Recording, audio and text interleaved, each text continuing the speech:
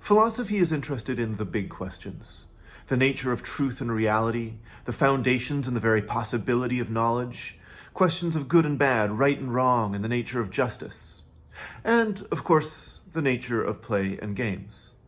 Now, that last topic hasn't gotten quite as much attention from philosophers as some of the previous ones, but there is a small and growing, you might say, cottage industry of philosophers who are taking a serious interest in the nature of play and games. And I think there's at least two reasons for this. One is that anything that's worth doing is worth thinking about, anything that's worth thinking about is worth thinking philosophically about, and philosophers are known for thinking philosophically about pretty much everything. But I think there's a separate reason why thinking about play and games is philosophically significant. And it's actually connected to the very reason you might think that play and games aren't a serious philosophical topic, which is that playing and playing games are seen as sort of lighthearted, frivolous activities, maybe even pointless ones. But that, you might say, is precisely the point.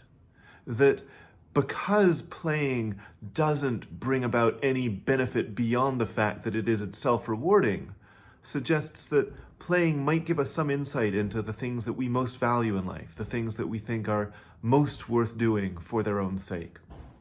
And so in this series of videos, I want to spend a bit of time just looking a little more at the nature of play and games through a philosophical lens. In the first video, I'll talk a little bit about what play is and what a game is. In the second video, I'll talk about relations between games and art, and the way in which games might be considered a distinct class of artwork. In the third video, I'll talk about the connections between games and culture and how games fit into a broader culture and how they help us think about culture. And in the last video, I will turn to this bigger question about the way in which play and games might figure in or help us reflect on the nature of a good life or a life well lived. Now, there is a lot that I'm not going to cover in these videos as well.